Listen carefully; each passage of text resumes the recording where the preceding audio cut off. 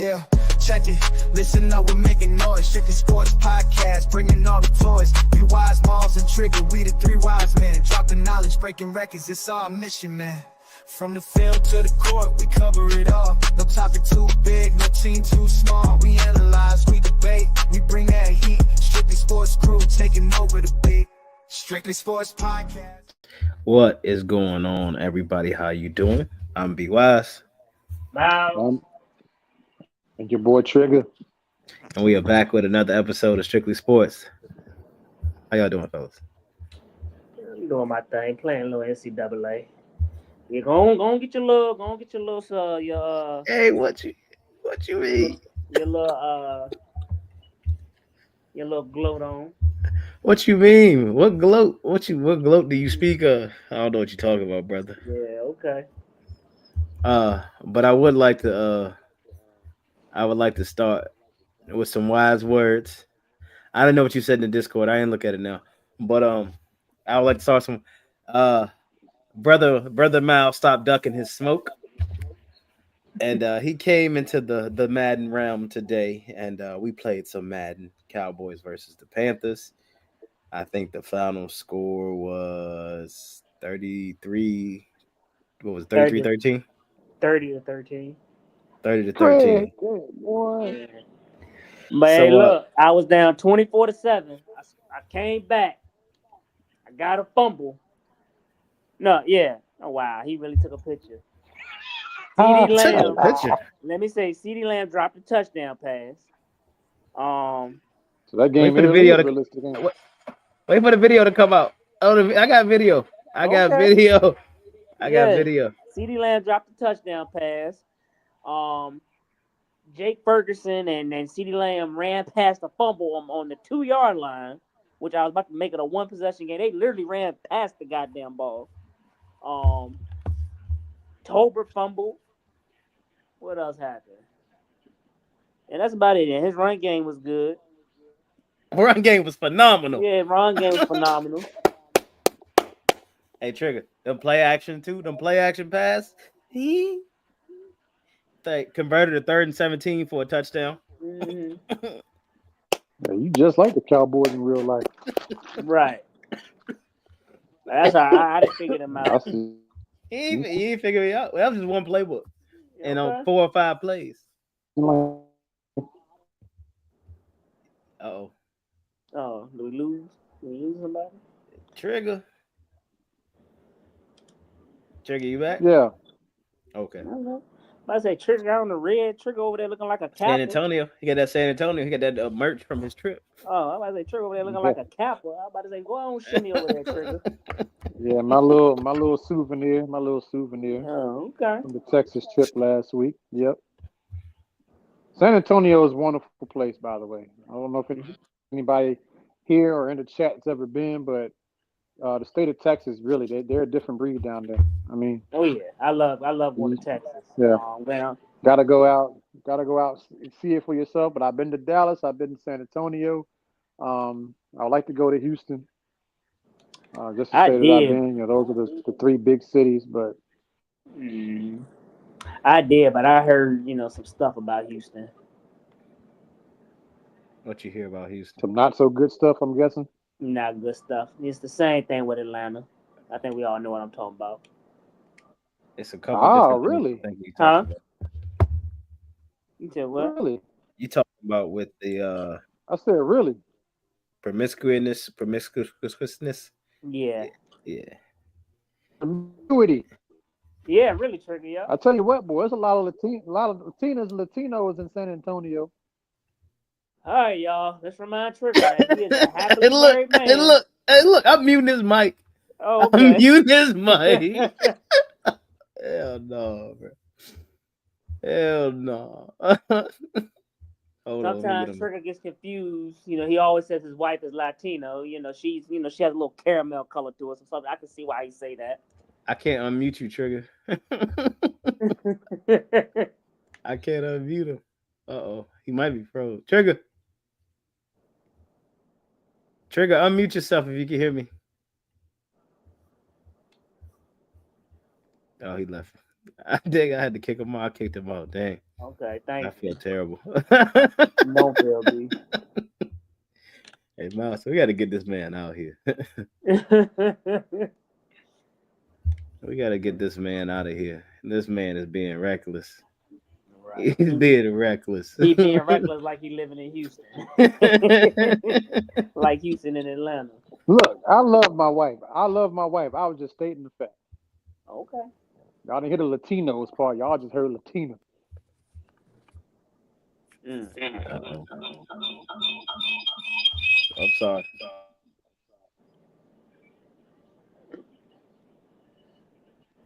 All right. Uh-oh, got an echo. Yeah, I got an echo. I was Oh, making not sure I got anymore. You good everything now. before I got everything before I stepped away. Hey, I ain't breaking stuff. Mm. I ain't breaking stuff. I'm about to step away from the computer, but I wanted to give everybody their space. So, all right, y'all fellas got it. I'm gonna be in the background. I'll be back though. All right. All right. So what's going on, Trigger? What you got to say about Jerry Jones today? Is he even worth your breath? Well,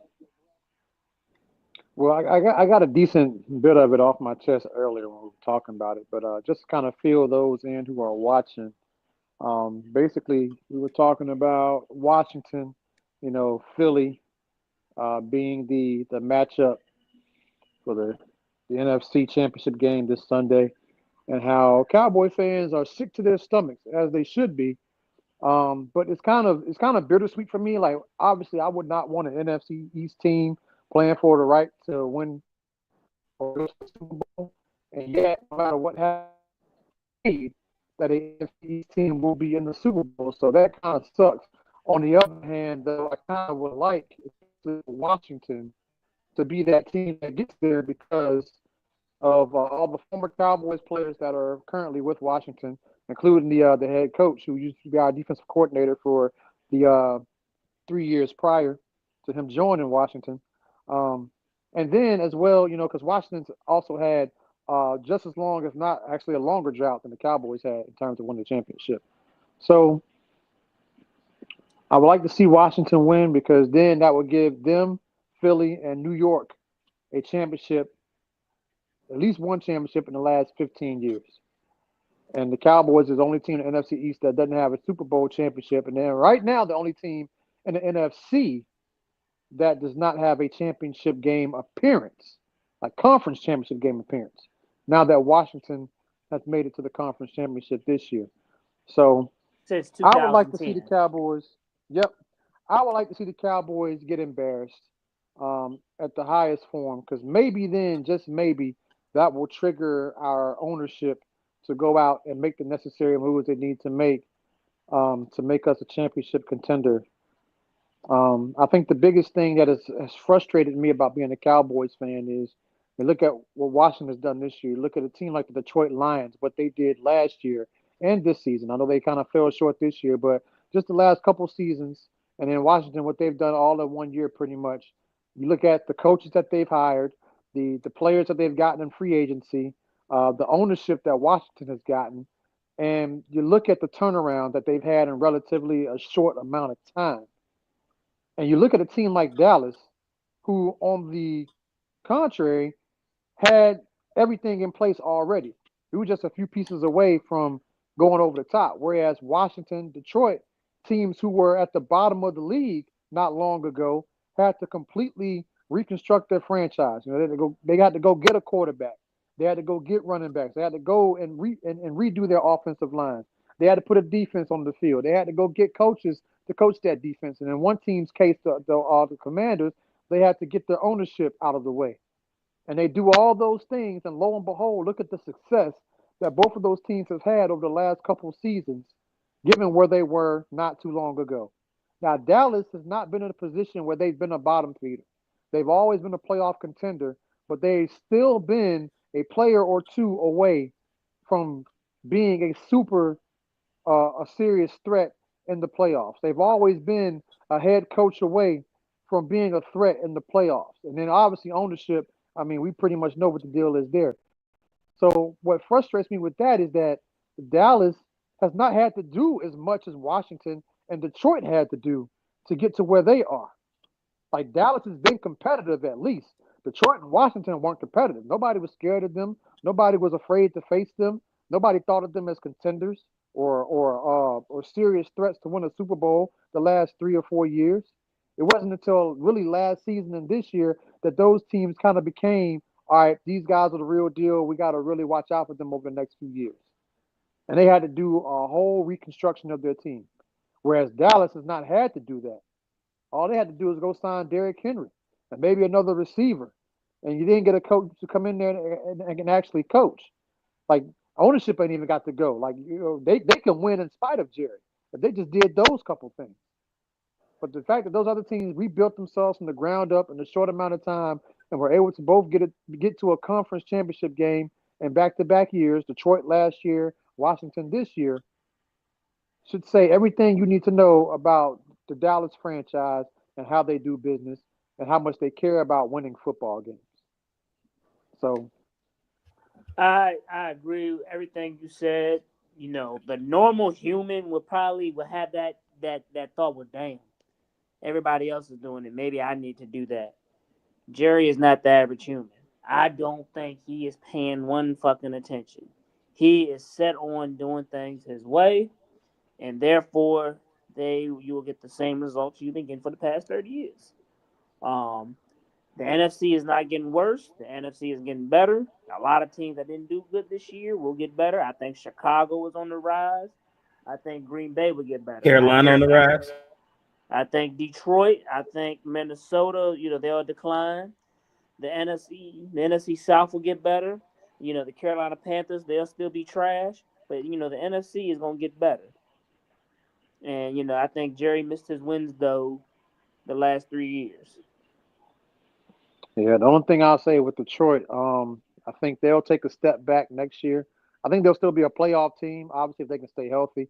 But they lost both their coordinators, the offensive coordinator and defensive coordinator. So big shoes to fill for whoever comes in next and fills those roles in Detroit, because those guys, and I'm not taking anything away from Dan Campbell, but Ben Johnson and Aaron Glenn both deserve their flowers for the way they've been able to put that offense and that defense out on the field and get results, especially Aaron Glenn, given all the injuries that they had to deal with this season on that side of the ball. So kudos to him for landing the job with the Jets.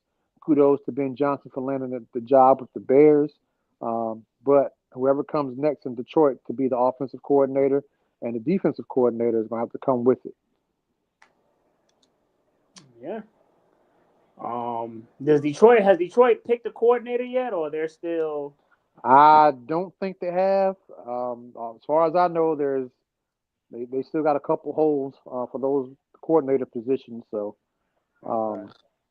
yeah, it'll be interesting to see if they are able to go out and get maybe somebody who was a coordinator, like a Robert Saleh comes in to be the DC there, and maybe they go get another offensive coordinator, or they promote from within.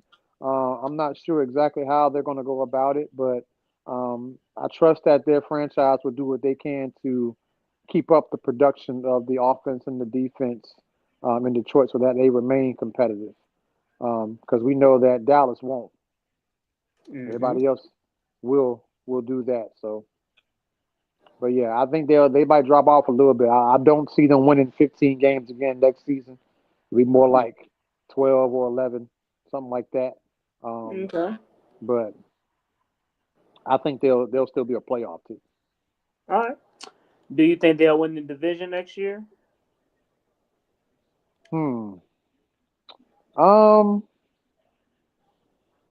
I believe they can, because same thing with the Vikings. I don't see them, especially with their quarterback situation now. Like Sam Darnold left more questions than answers after his performance in that game against the Rams. So, what do they do at quarterback? Are you going to stick with Darnold? And maybe he's one of those quarterbacks that has great regular seasons and just, he doesn't bring it in the postseason. I don't know. Do you try to give J.J. McCarthy some run off the injury? Do you insert Daniel Jones in there? Because they say they have no plans of shipping him off. Like he's there to stay. So what do you do at quarterback if you're Minnesota? And then secondly, like I said with Detroit, I don't see Minnesota winning 15 games next season either. There'll be some drop off there because that's just naturally how it goes. It's hard to win that many games in one season. The fact that we had two teams from the same division win 15 games this year is absolutely crazy to think about. I don't think that's ever happened or hasn't happened in a really long time in the NFL. So, First time it's um, ever happened. yep, there you go. So, both of those teams, I think they'll still be playoff teams. I think the division will come down between the two of them. Green Bay may have something to say about that, but I just don't trust Green Bay because they've shown me that they don't win the big games when they absolutely need to. A lot of the games they won last year came against bad football teams.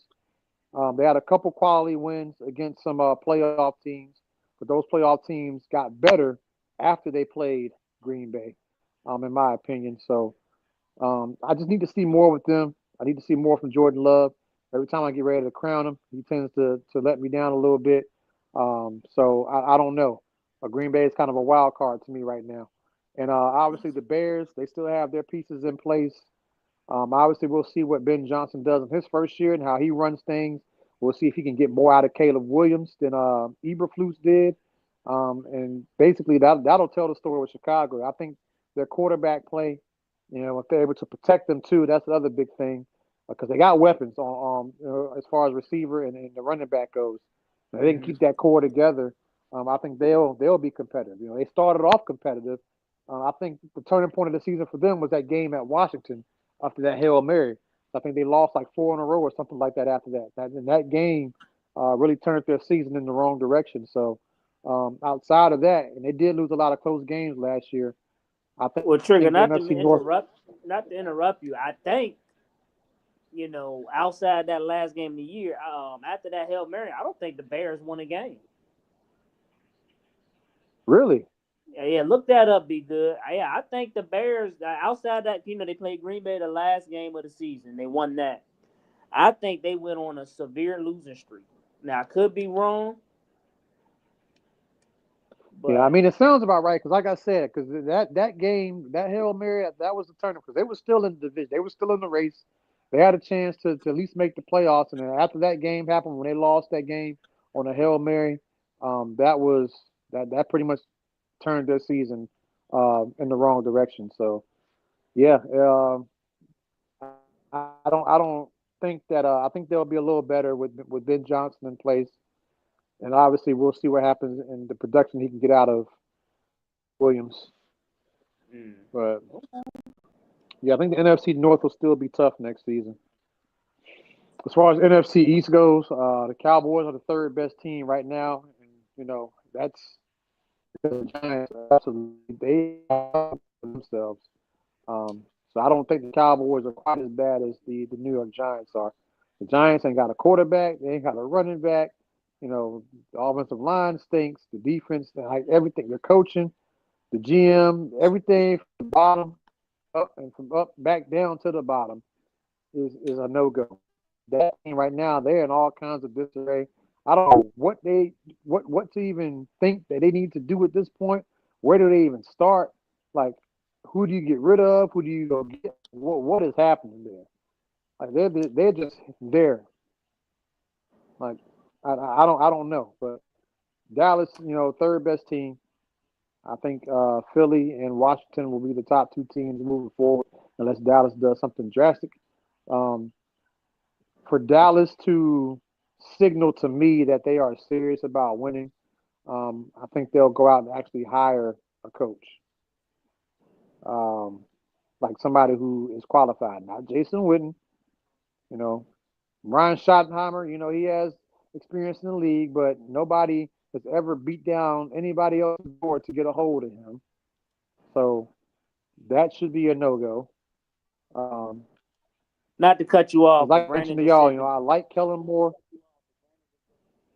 not to cut you off, Oh but yeah, they Brandon went said the 1-9. So Bears yeah, lost. pretty yeah. They said the Bears lost 9 straight games after that Hail Mary. Yeah, that's pretty insane to think about. Well, like I was saying about the coaching in Dallas, I'm not. I mean, I like him more. I like him better than Jason Witten. I like him better than Oppenheimer. I still don't think he's that guy to give us that. I just don't feel like he's the guy that'll get after guys or discipline dudes, or he's the type of voice that'll command a locker room. Like I just don't get that feel with him. Now, I could be about Belichick, and apparently Mike McCarthy is a good coach. A lot of people around the league respect him. He just had the unfortunate circumstance of having to deal here and doing things this way. It'll be funny if Mike McCarthy goes out and gets the head coaching job with the Saints or the Raiders or whoever, and he makes the playoffs next year and wins a game or two. That would just be more telling about the Cowboys. So Right. but yeah, so if they go out and they hire Deion Sanders, if they would have hired Aaron Glenn, Cliff Kingsbury, I know he didn't have a great stint as a head coach with Arizona, but he also didn't have the same talent that exists in Dallas and Arizona, on both sides of the ball. I mean, I wouldn't be mad at that. But yeah, I think Nick Saban, somebody will get him off TV. I have him come on back to the pros and go to Dallas. He's definitely a proven coach several times on a collegiate level against some tough teams, tough opponents. Anybody but Jason Witten or Brian Schottenheimer, man. Man, Dallas is I don't get it. I don't get it. Like it's a copycat league. Everybody else is following each other and doing the same things to kind of stay relevant and try to win. And yet Dallas is just doing their own thing, thinking they're gonna get results, and it's just not happening. Right.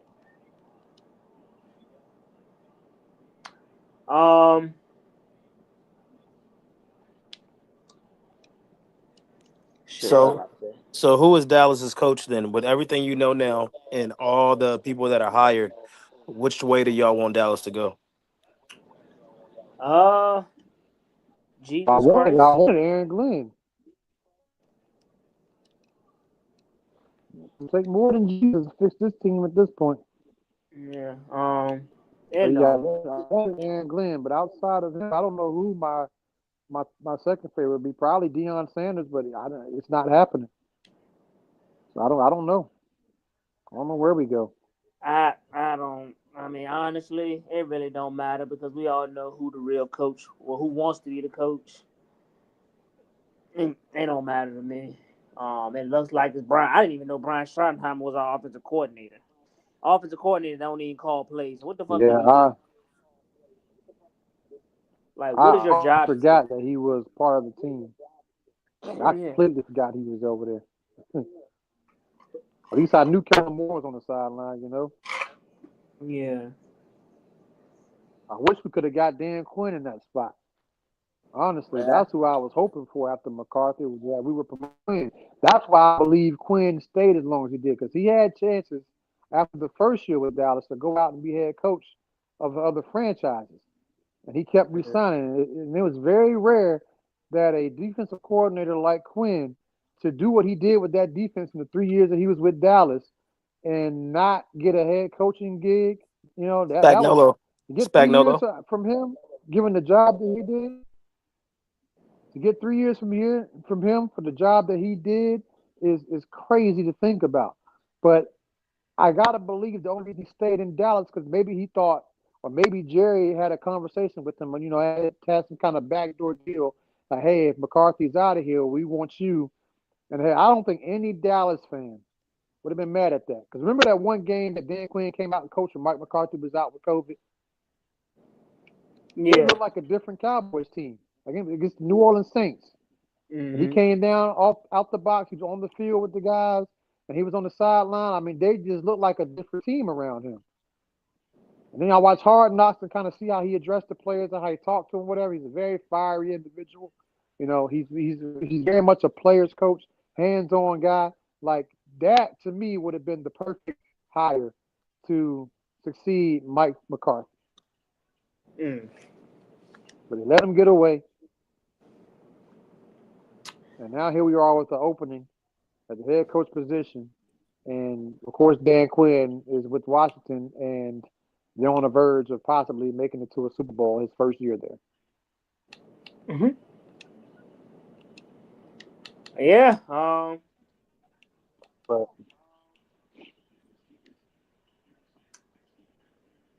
That's the Dallas Cowboys way. So Cowboys fans, it's gonna be a rough couple football seasons because, like Trigger said, the Commanders and the Eagles are running the division. The Eagles has been the most, like I said last time, the Eagles is the most consistent team in the NFC.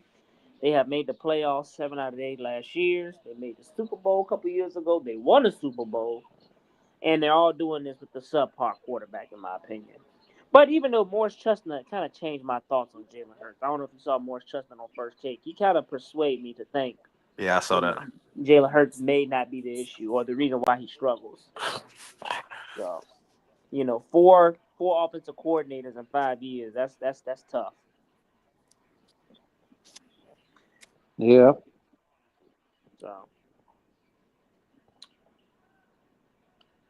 it is. So yeah. So I gotta. How do y'all feel about? So me being an official. I'm always gonna take the referee side. But the way they officiate these Kansas City games, it's hard not to notice a lot of these calls. Kansas City gets a lot of breaks. Brandon, you got me on mute. I mean, Be Wise, you got me on mute. You're on mute. I yeah, know. I agree. I think it's so bad now that even people and programs out there that don't normally speak about officiating have brought it to light and are talking about it. Right? Yeah. Like it literally is everywhere. Every football fan, every sports media personality, everybody, every show out there, they're talking about these calls that Kansas City is getting. You know how Mm-hmm. fans are. Everyone's watching the game. Like if it's not their favorite team, of course they're gonna cry about everything that's going the other team's way. But Mm-hmm. when you got people who are coming in now that don't even care for the teams that are playing, that don't even watch football like that, who watch football all the time, but maybe they don't have their team's not in it, or they're rooting against Kansas City. Even people who are rooting for Kansas City have come out and admitted, yeah, there's some questionable stuff going on. So Mm-hmm. it's too big to be ignored right now. And I think that when there's a lot of people saying the same thing, there's got to be some kind of truth to it. Where there's smoke, there's fire. So, and even Patrick Mahomes came out and said, he probably shouldn't have flopped. Remember that play he took on the sideline when he got hit, and he just went, flying out of bounds as if dude had killed him or something. In the Mm-hmm. last game they played, y'all remember that play? Right. Yeah. Well, he said he probably shouldn't have flopped because a lot of people called him out for flopping. And even he admitted that he flopped. So like, this is kind of it's getting ridiculous now. Yeah. It's very, like I said, it's very telling. Like I said, usually I'm like, all right, the fans being fans, when in doubt, they always want to blame the refs when things don't go their way. But then I was like, all right, this shit is Yeah, getting. And then that game, with a white hat, he went to the sidelines to tell Josh Allen that was his fault. Um, that was very alarming. So officials tell. Usually we don't really talk to play. Usually it's the coaches. I'll be like, Coach, I missed that call. Boom, bada, bam. But for the white hat to come off the field to go to Josh Allen and be like, "Hey, I missed that," that's very weird. You know, usually, if it's halftime, you might go in. And granted, they have TV timeouts, and maybe And he that's why. caressed that man when he said it too. I'm Hmm? sorry. He Yeah. caressed that man as he said it. Well, when you say caress, what do you mean? I'll make that one next time. He grabbed his elbow, touched his back of his shoulder pad. Oh, well, I'll that's make normal. that I one mean, for I you. do, I do that too. I'll touch the coach on his back. Hey, coach, I fucked up on that call. When you on the field, but not Yeah, like intimately on the bench. Yeah, yeah. Now well, him yeah, you're right. I literally, missed it. him literally walking to the bench and telling Josh Allen, "Hey, I missed that." Like that was like again telling the quarterback, I missed that call is not that's very common. We are taught to tell the coaches, hey, look, we missed that call. That's how you build a relationship with the coaches. So 9 times out of 10, they be like, don't worry about it. I'm on to the next play. Just don't make the same call again. But for you to walk to the sideline to tell them that, it doesn't look good because now the coaches on the other side see that, and now they're sitting there thinking there's some favorable stuff going on. So that's why you don't do that. But that's what we're talking. You don't chat with coaches. You don't dap them up because it just looks dicey. Because the other coaches see that, and then they're already in their head. Oh well, they're friends, so we're not going to get the calls. They're going to get the calls. So this week will tell us a lot about who gets the calls with the Chiefs taking on the Bills. Yeah. So with that being said, is Jaden Daniels a top 5 quarterback? And is it worse for Lamar Jackson to lose to Josh Allen? Or would it have been worse if he'd have lost to Patrick Mahomes in the AFC Championship? So to your first question, I don't think he's a top 5 quarterback. I think he's top 10. I gotta go with Mahomes, Allen, and Lamar. Those are top 3. Trying to think on the NFC. Jalen Hurts? Nah, hell no. Been to a Super Bowl, going to a second NFC Championship? The Philadelphia Eagles, they made the Super Bowl in spite of Jalen Hurts. They are a loaded team. The man throws for 130 yards. Now, granted, Morris Chestnut made a good case for him, but if you ain't super duper open, he ain't throwing the ball. Trying to think. Joe Burrow, granted, his team didn't win a lot of games. But I have to put Joe Burrow. Well, I don't know. I think Jalen Daniels, I'm trying to think. Outside of that, AFC South, would you put Stroud ahead of Daniels? No. Okay. Not this year. Trying to think. AFC West, not Herbert. Bo Nix? No. I don't know. Yeah, you might have to put him in the top 5. All right, so we're going to go over Matt Stafford. We're going to get over Jared Goff, Sam Darnold. Well, you don't believe in Jared Goff. I don't believe in Jared Goff or Sam Darnold. But everybody called me crazy. Yeah, everybody called me crazy. Props. So, that's the reason why St. Louis let him go. He does not perform well in the playoffs. When the light is too bright, he does not shine. It shows. And then everybody going to be like, oh, it's because Detroit's hurt. And for me, Detroit's success was – no, for me, Detroit's success came off of all the guys around Jared Goff. Mm-hmm. Yeah, they're loaded at Detroit. They're running backs. They got 2-headed monster, 2-headed receivers, tight end. They have no weaknesses on that offense. And the defense, if they was healthy, because before everybody started getting hurt, is the best in the league. Yeah, they had a top 5 defense before everybody started getting hurt. Like they were a legit complete team. Yeah. I see Jared Goff and Prescott in the same category. You need around them to make them shine. They can't bring out the best of everybody else. Mm-hmm. So game manager. The type of quarterback they are. Like you got guys like you can go out there and ball out and put a team on their back and carry them time and time again. You have quarterbacks that they need the talent. Like Josh Allen, prime example. He's gone out there. Hasn't had a number 1 receiver for most of the year, and Bills are in the AFC Championship. And T.S., what was your second question again, Brandon? Do you think it's worse for Lamar Jackson to lose to Josh Allen, or would it have been better for him? Rephrasing it, would have been better for him to lose in the AFC Championship, as we know that the Super Bowl or bust was this year for the Ravens. I'm not gonna say bust. Well, here's the thing I don't like about the NFL. We make this such a quarterback league. Football is a team game. Yes, the quarterback plays a big part of the game, but Lamar didn't fumble the ball, or he didn't drop the 2-point conversion. Yes, he had 2 turnovers, but he drove the ball 88 yards in a minute and a half to get them in position to win the game. Great drive. Great drive. Again, you can't have those two turns. Even though the interception really didn't hurt him, yeah, that fumble hurt him a lot. And then on that first touchdown, 2-point conversion was there, but it got tipped. So a lot of variables happen in a football game just to put on the quarterback. That's kind of a hard I question. still I blame think. Mark Andrews more than I blame Lamar in that one.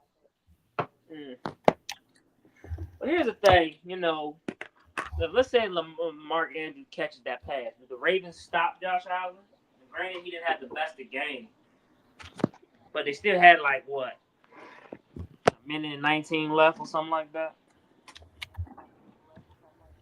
Yeah, I think if the Bills would have drove down and went on the field goal, it probably would have been less off of Lamar. They wouldn't have blamed him as much because he let him down, scored a touchdown, and they were able to tie it with a 2-point conversion. Gave him a chance despite the turnovers.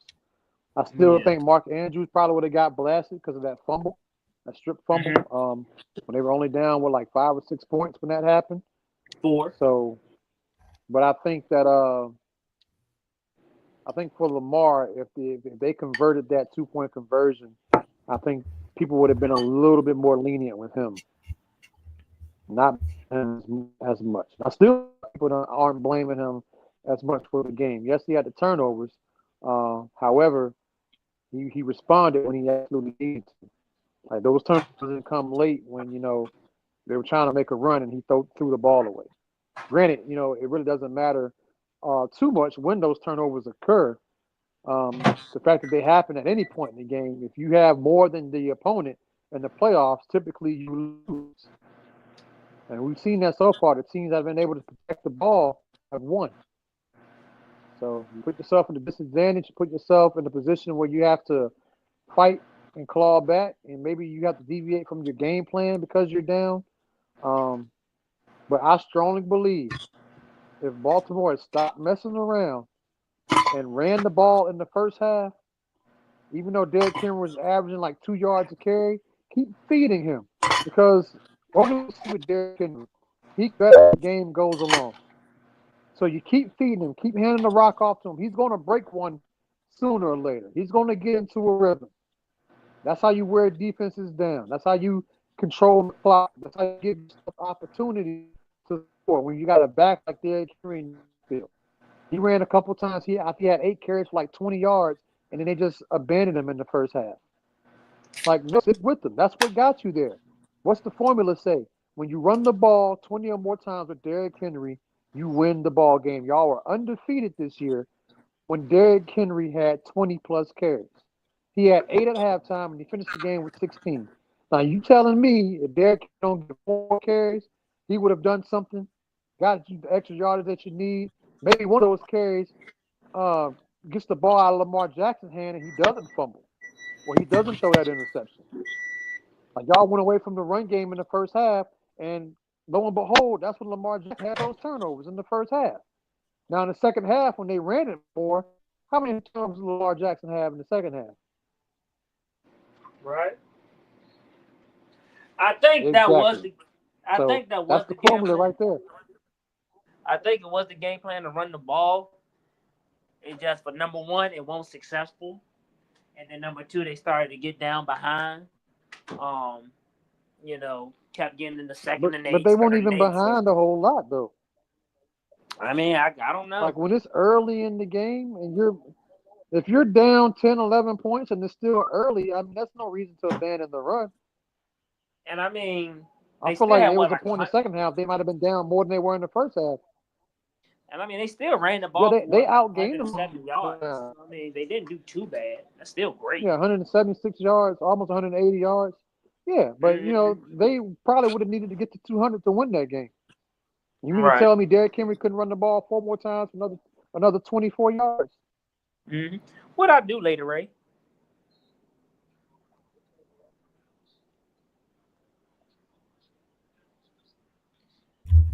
It was your Pepsi commercial you did. You Yeah, had I think that's where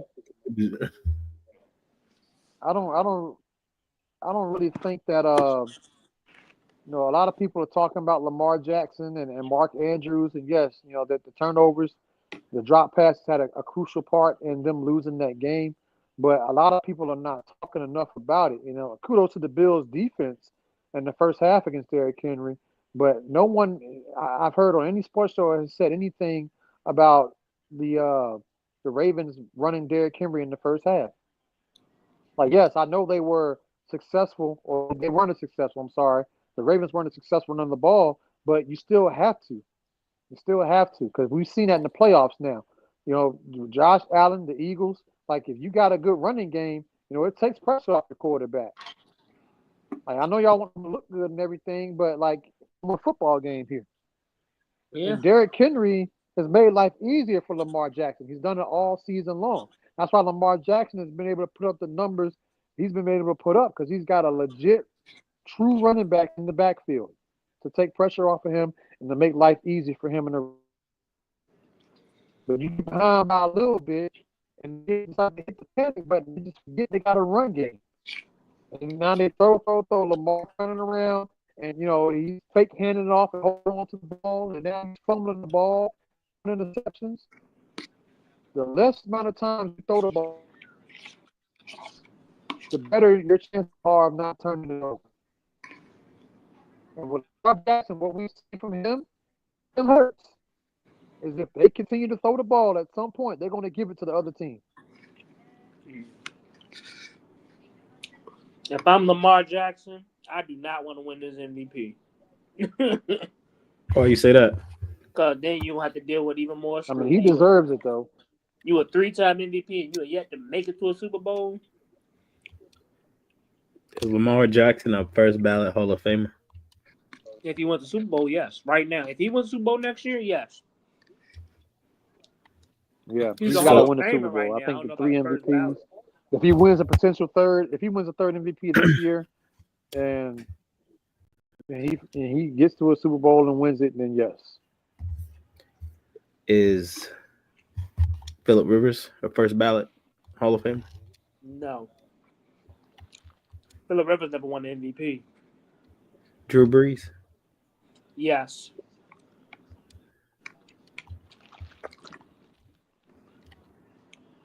Cam Newton?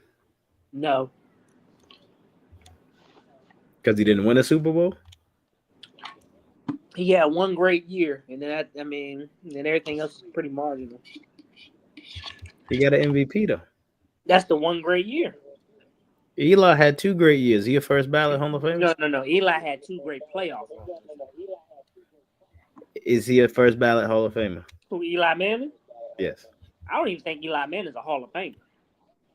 I think he is going first ballot this year. He got 2 Super Bowl wins, and one of them came against an undefeated Patriots team. The best team of all time, probably. And they were both, and they were both wild card teams that year too. Yeah. The 2 times they won the Super Bowl, they were a wild card team. For me, Eli Manning doesn't have a full body of work. Outside of those 2 playoff runs, you look at his stats, it's very marginal. He led the league in interceptions, 4 times?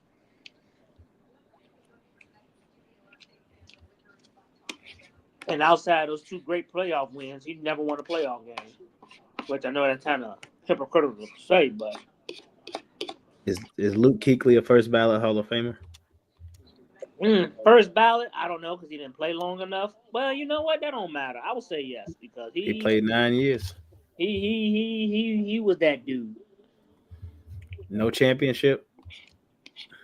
And defense, it don't affect you as much because you can't score. You over there eating some pork and beans, brother? Jambalaya. It sounds like something. Well, I was like, man, you take me back to them pork and beans. Or scraping the hell out of Trigger. Well, yeah, every bite. That's what I was saying.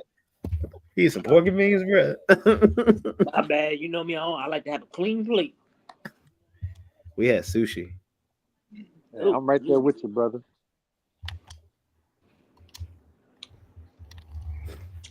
Gotta have a clean plate. Well, I don't have any basketball talk, Lady Ray. I don't know if Trigger has any, Miles has any. Pistons looking good, Miles. Yeah. They are currently the seventh seed in the East. Can you believe it? Detroit. Yep. And then they gonna get swept in the first round. Hey, I believe it. I Oh saw him my in person. goodness. I told Trying you to y'all be got a squad. I positive. saw y'all in person. Try to be Huh? positive. I saw this team in person. Y'all got a squad going on there. Y'all got some hoopers. Yeah. I mean, I like Kate Cunningham. I like Big hoopers. what's his name? Isaiah. I can't think of his last name. The one that always be starting shit. Isaiah Stewart. Uh huh. But Yep.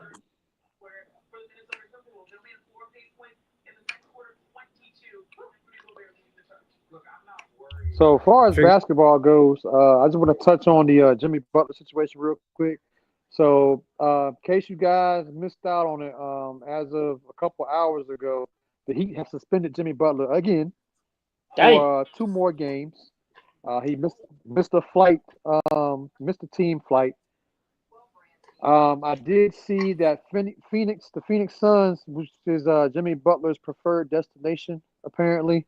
The Phoenix Suns had made a couple trades or made a trade yesterday with the Utah Jazz acquiring some first round draft picks. This tells me that maybe they are um, preparing to try to trade for Jimmy Butler. Um, from what I've been reading, um, given how complicated this trade is going to be, given Butler's age, his contract, the whole him wanting an extension piece, all of that, there could potentially be like 4 or 5 teams involved with this God. trade. So the only thing as I know, the only thing as a Miami Heat fan that I would want out of this is hopefully that Pat Riley stays true to his word and saying, because he said this before, uh, the Heat are not interested in a rebuild. And I just hope that the reason why they've been taking their time with trading Jimmy is because they're trying to find a deal that will allow them to remain competitive this year. Um, because otherwise, if they were going to trade Jimmy and rebuild, they would have just traded him and got whatever little pieces they got back, and then just went and started from scratch. But he said he's not interested in the rebuild, so I think that's why they're trying to take their time and sift through all the opportunities or potential trade packages that are out there. They said about 15 teams have contacted the Heat about a potential trade. So there are a lot of people out there who are interested, and I guess in trying to see or check in with Miami to see what they kind of want, what they're looking for. Like I said, it's complicated because Jimmy's contract is over after the season. I mean, he has to opt in, and he could use for like 52 million. But a lot of these teams ain't trading or giving away some of their best players just to get another 3 or 4 months out of Jimmy Butler when he can walk away from them in free agency. So they wouldn't give away their best players essentially for nothing and then lose Jimmy Butler at the end of the season as well. So I understand it from any other team's standpoint of trying to trade with Miami. Um, but I think that if the Phoenix Suns, obviously they want to give Jimmy an extension. But the only player that would be available in a trade back from Miami would be Bradley Beal, which Miami has expressed they have no interest in. So that's where the other teams come into play because I think the Suns are looking to offload Bradley Beal. They've already demoted him to the bench. He's coming off the bench for Phoenix right now. So they're trying to get Bradley Beal out of there. He'll probably end up going to a third team.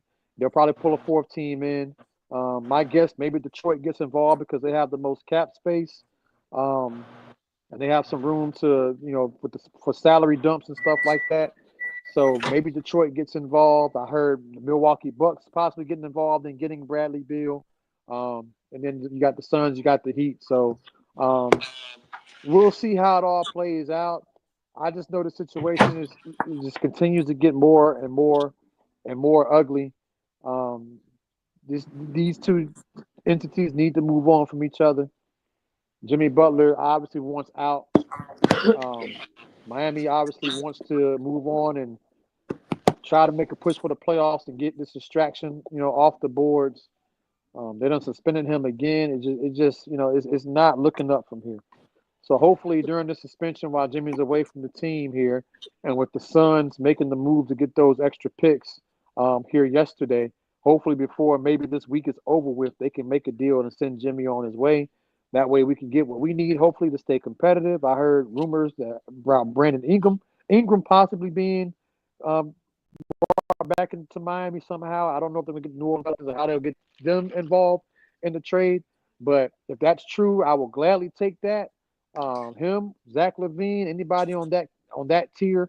I know we're not going to get a superstar player like a Donovan Mitchell or KD or anybody like that, but I will gladly take a Brandon Ingram or Zach LaVine or somebody on that level to replace Jimmy's production and keep us competitive in the East. So it's all up in the air right now. It's still a lot that needs to happen. I'm pretty sure the teams are still talking and negotiating as we speak. But I'm hopeful by the time the weekend comes around that this thing will be over with. Jimmy will be on his way. We'll have our roster. We'll kind of know what we're dealing with moving forward and who we have. And we'll see if they can continue to push and have a good second half of the season. So Pat Riley is giving me Jerry Jones vibe. You know, you don't want to do a rebuild because your ass is too old. Um, Now you can sit here and try to make a playoff team just for y'all to be middle of the pack.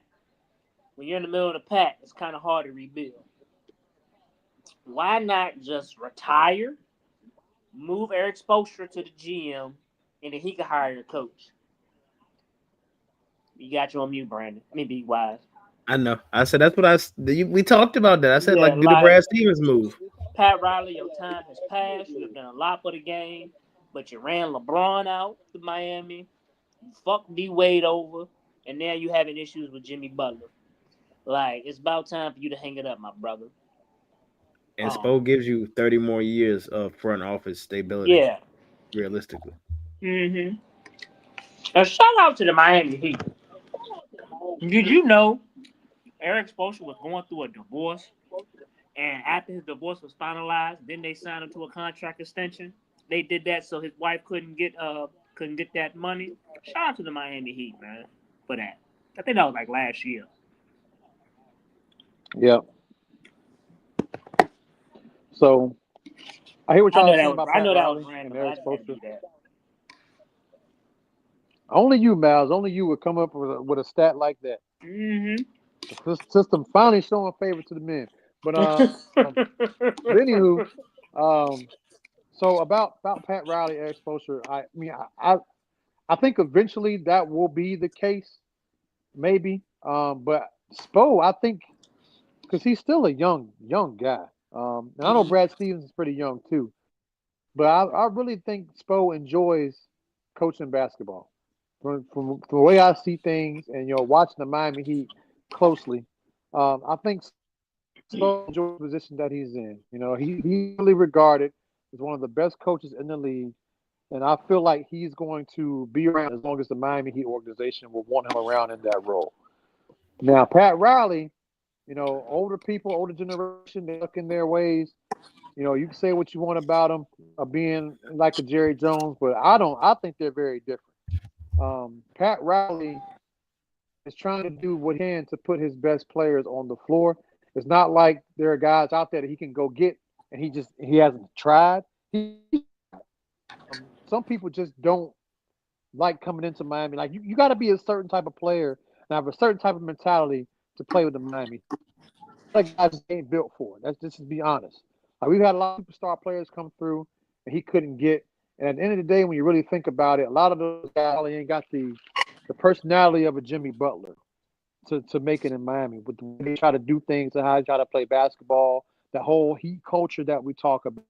So I think that Pat Riley runs his team with an iron fist, and he letting these players know that I'm the boss. I call the shots. You guys got a job to do. I need you to do your job. At the end of the day, when players getting older, has a track record of not playing in regular season games, but he wants to be played like a top player.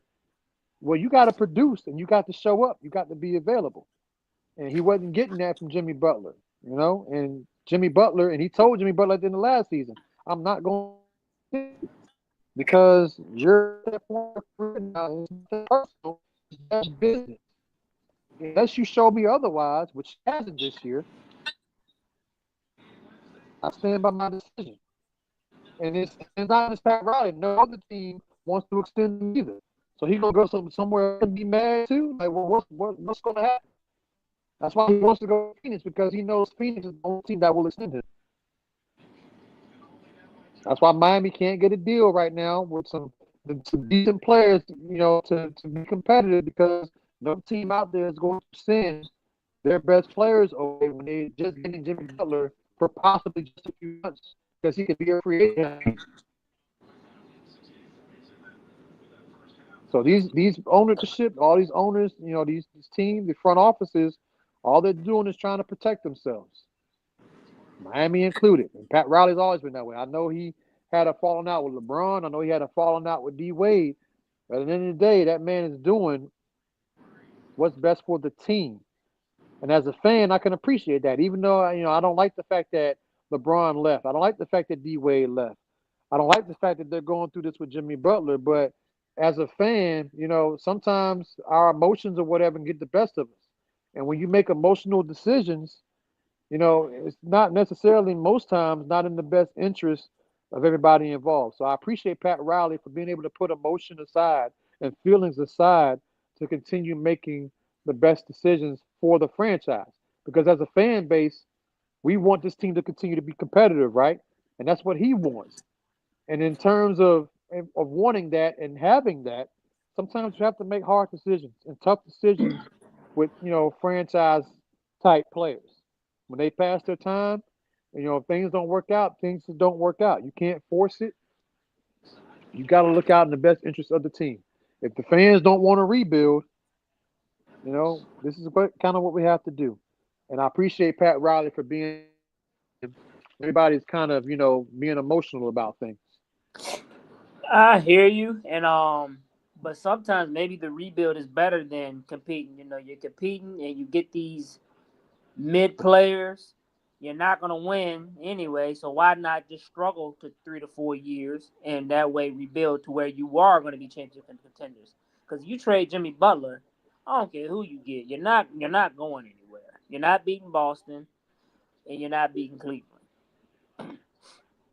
So why not rebuild and struggle for 3 to 4 years, build your team, and then a couple years you're going to be championship contenders instead of trying to be competitive for these 3 or 4 years to get bounced out in the first or second round. I think the reason why they continue to be competitive is because you got Tyler Hero and Bam in their prime.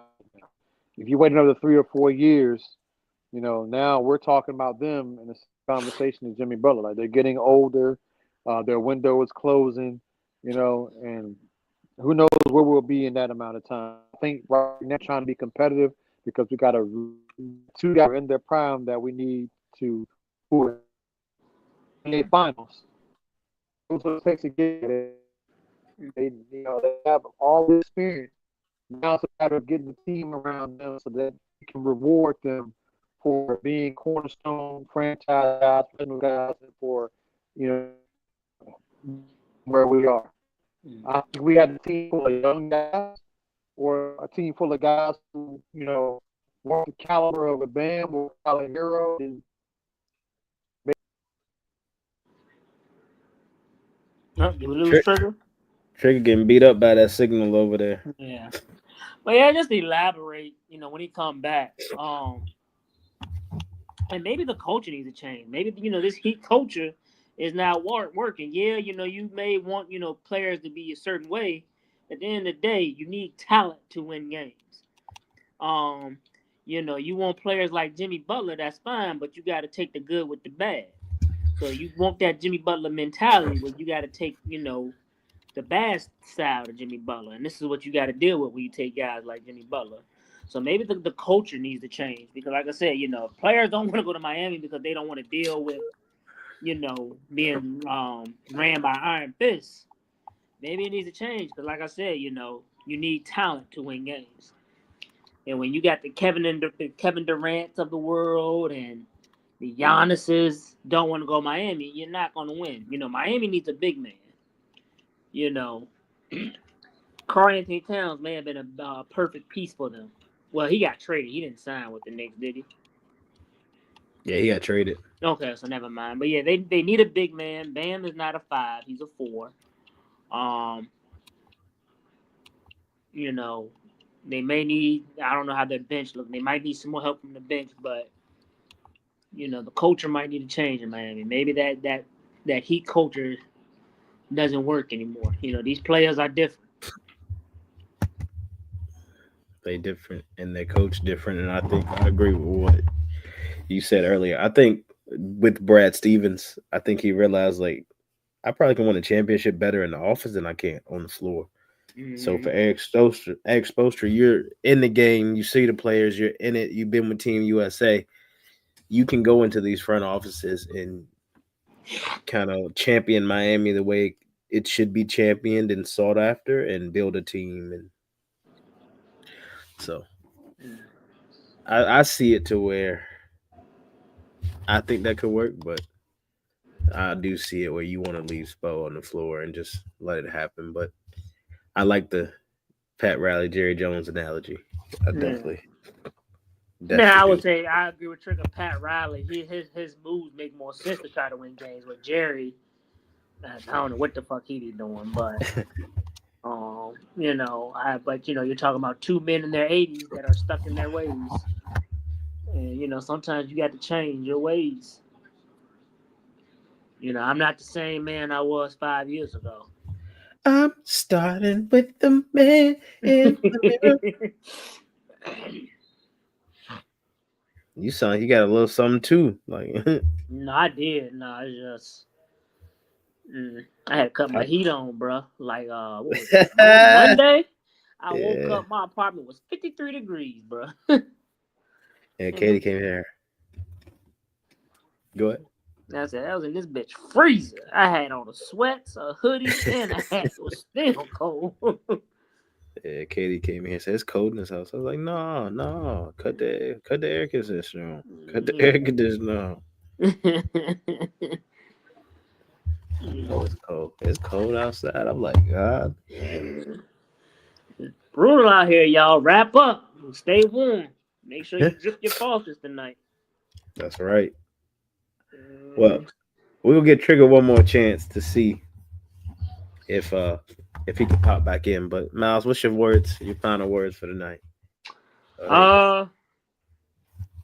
Jerry. You know what? The hell, I ain't got no words. Can y'all hear me? Yeah, we can hear you. We'll just wrap it up. All we right. can hear you. No, I was gonna say because I got cut out. I don't know what the hell happened, but I was gonna say I agree with Miami making those moves and then possibly not getting anything back to make the play or make a push in the playoffs. But you look at the roster that they've had the last couple of years and how far they've gone.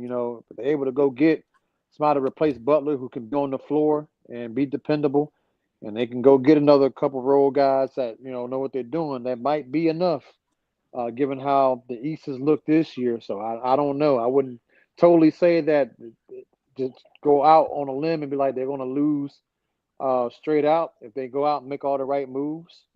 But it remains to be seen what happens with this trade and who we get back. So, Trigger, when you was gone, I made the analogy that maybe the Heat culture needs to change. You can have this culture, this, that, and the third, but at the end of the day, you need talent. And if players don't want to come to Miami and play because of the culture, maybe the culture needs to change because you said you need a guy like Jimmy Butler to deal with the Heat culture, but you got to take the good with the bad. So, Jimmy Butler's a dog, but now you got to deal with the headache side of him. So, do you feel like the Heat culture needs to change for y'all to get players? Because at the end of the day, you need talent to win. No matter what culture you got, you still need talent to win. No, I don't think. I think that what they do, what they preach, is how people play basketball. I love the no nonsense. I love the attitude. That grind, gritty, blue collar.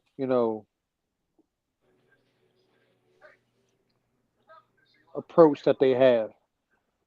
I think for Miami, and D Wade already said it, like the Heat culture, like given Miami where they're at, no state taxes. It's a city that all the players love. Like no star player is not going to turn down Miami.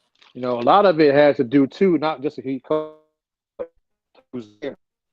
It's like some players want to win. They come in like, all right, if you sign, who are you putting around me to help make this thing, help us win it all here? Like, am I going to be the only player and I'm expected to carry? Or going to get? Are you going to be able to go out and get some good, decent role players to come in here and help me out? And I think the Miami not being able to do that a whole lot. Not to say that they won't or they aren't trying to.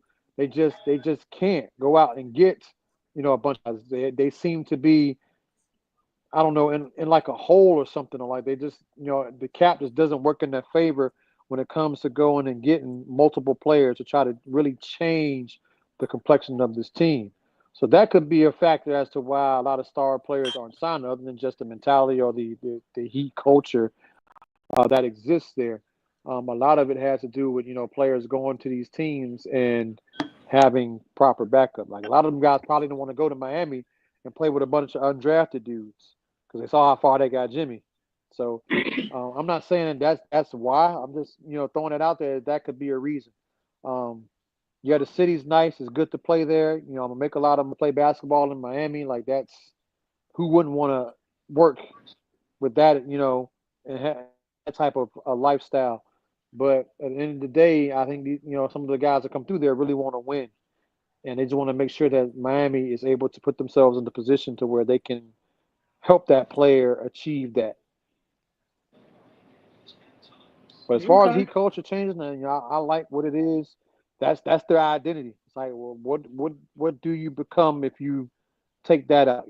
That's become like a household thing now. That's who they are. At least as long as Pat Riley's there and Eric Spoelstra's there, like that's just how they run business, and they've been successful.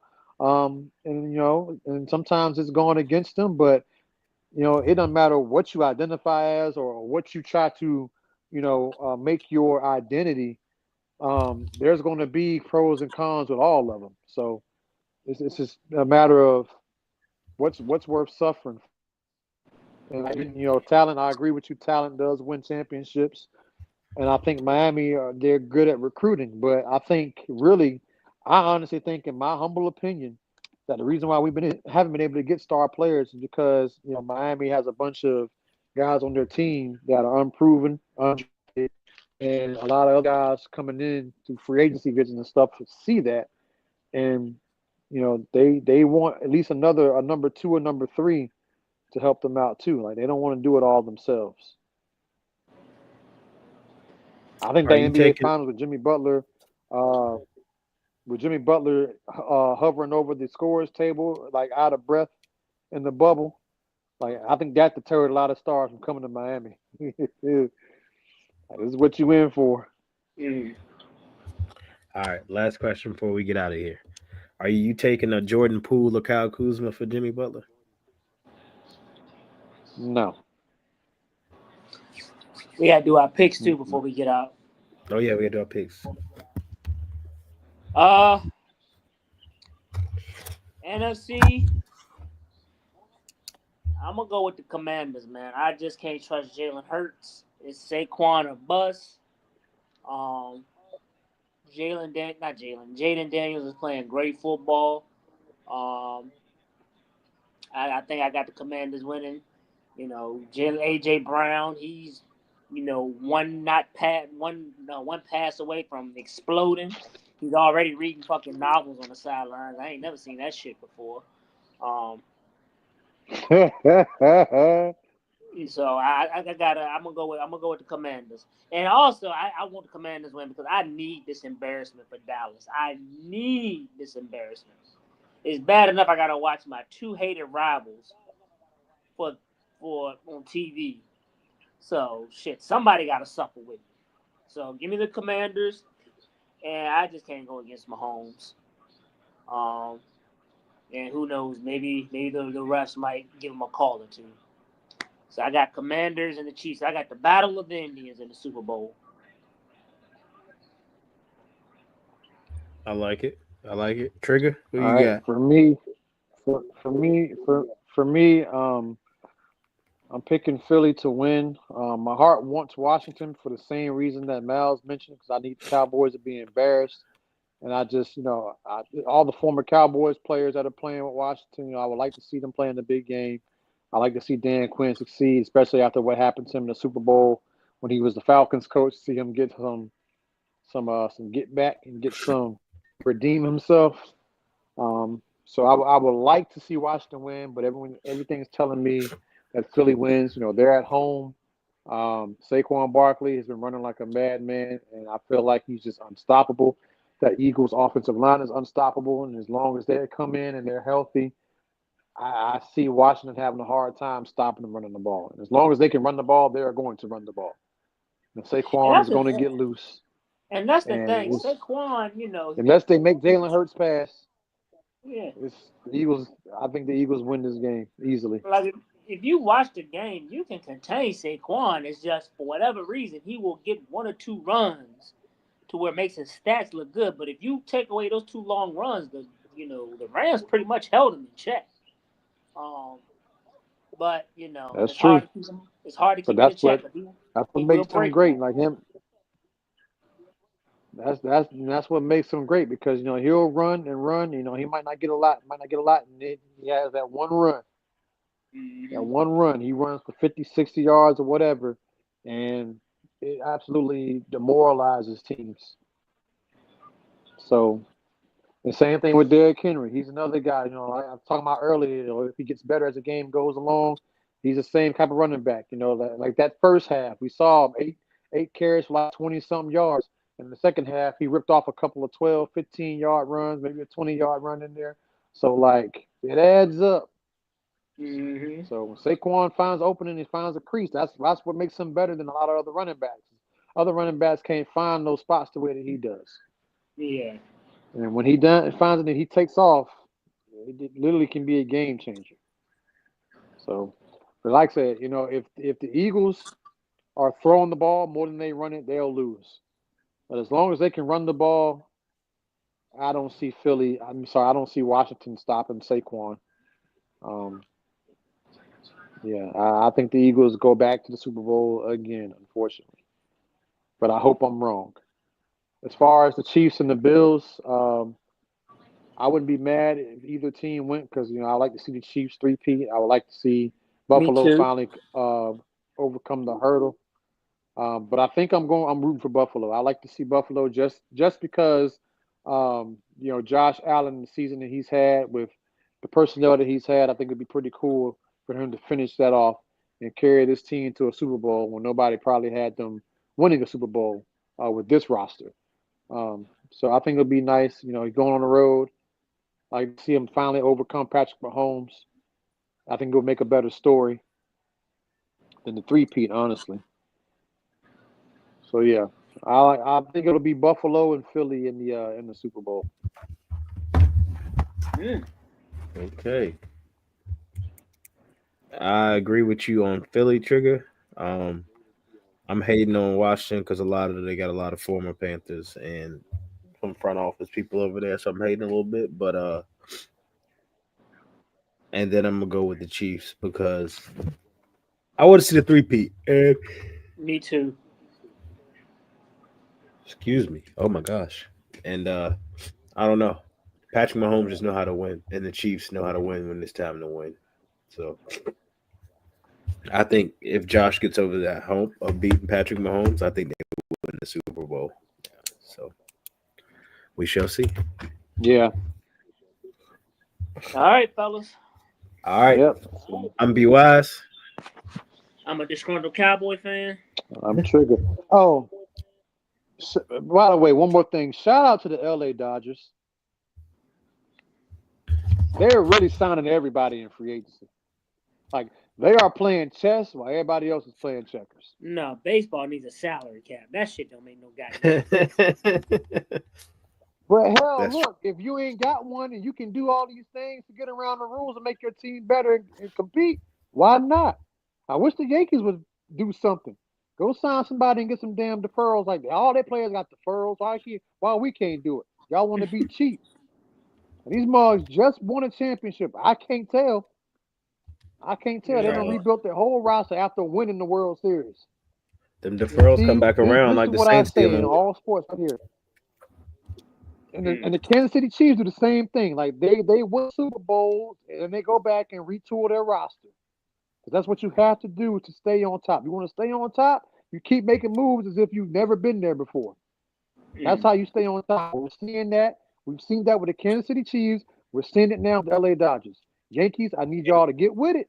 Take notes. Kansas While City it let lasts. Tyreek go and Snead go, and they still about to go to the Super Bowl possibly. Yep. Well, we'll see on Sunday, y'all. But all right, fellas. All right. Peace and chicken grease.